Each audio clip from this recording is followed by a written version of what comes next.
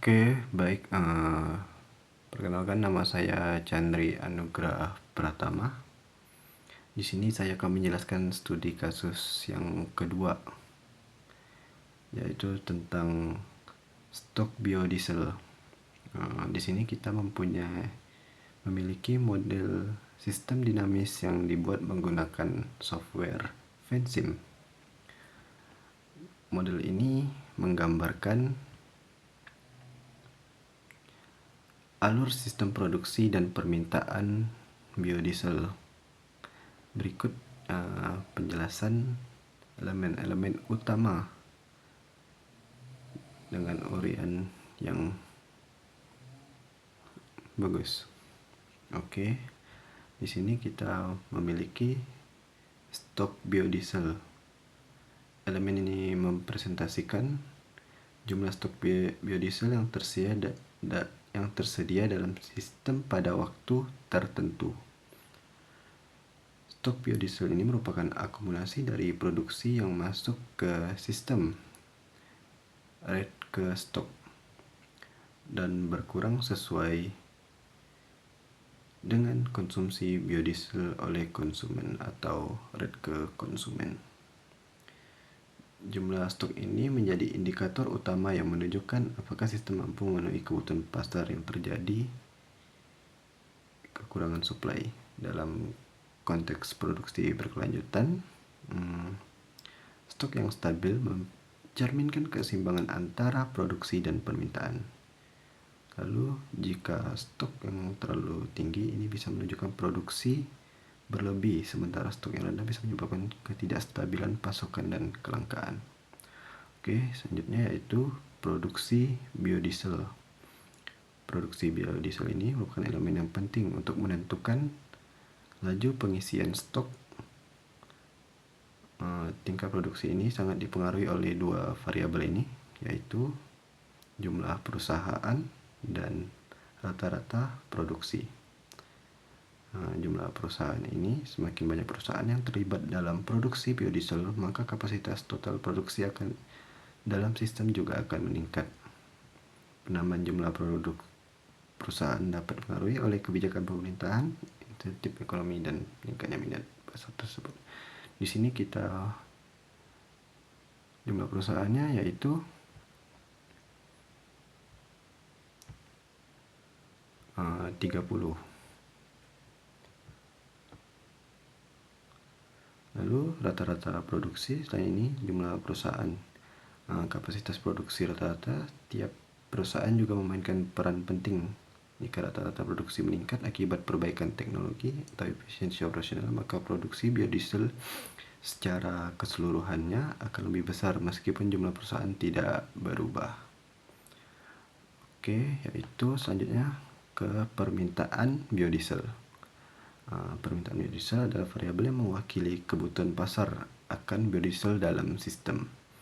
Permintaan ini merupakan gabungan dari dua komponen utama. Di sini bisa kita lihat, yaitu permintaan retail dan permintaan dari industri tersebut. Permintaan dari sektor industri seperti pabrik dan transportasi besar biasanya stabil atau meningkat secara bertahap seiring pertumbuhan sektor industri dan kebijakan lingkungan sudah mendukung penggunaan biodiesel sebagai bahan bakar yang ramah lingkungan. Oke.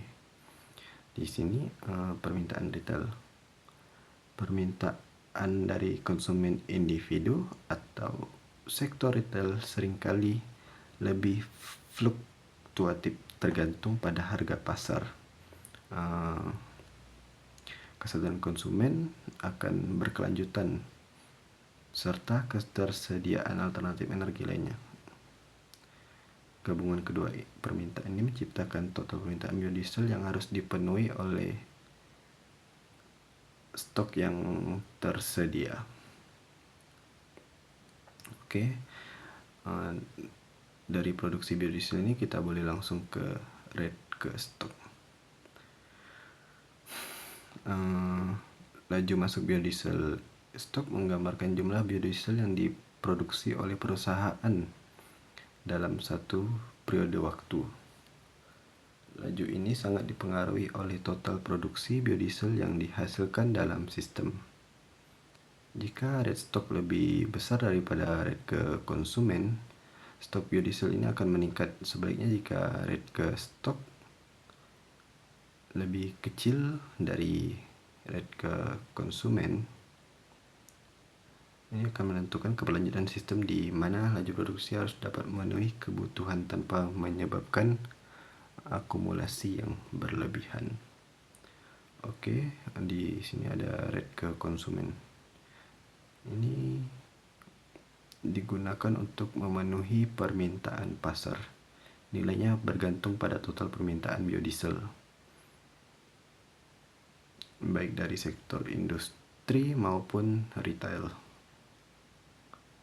Rate ke konsumen ini terus meningkat tanpa diimbangi oleh produksi yang cukup. Sistem akan mengalami penurunan stok yang signifikan. Oleh karena itu penting untuk memantau dinamika antara rate ke konsumen dan rate ke stok agar sistem tetap seimbang. Oke. Selanjutnya kita akan menjelaskan grafik dari sistem yang sudah saya buat nih.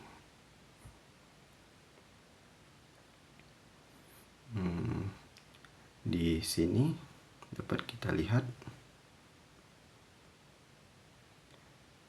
dalam satuan liter per tahun selama periode 10 tahun.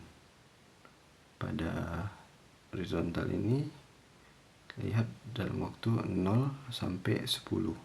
Sedangkan sumbu vertikalnya mencapai 2 miliar liter.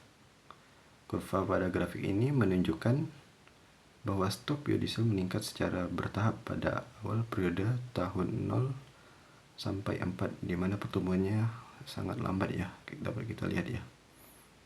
Hal ini mungkin disebabkan oleh tingkat produksi yang masih rendah atau seimbang dengan tingkat permintaan. Masuki tahun kelima di sini hingga tahun ke-7 stok biodiesel mulai meningkat lebih signifikan karena kemungkinan adanya peningkatan kapasitas produksi atau efisiensi dari produsen. Selanjutnya pada tahun ke-8 hingga tahun ke-10 stok biodiesel tumbuh secara eksponensial, mencerminkan akselerasi besar dalam produksi yang jauh melampaui tingkat konsumsi. Dalam grafik ini adanya dampak positif dari variabel.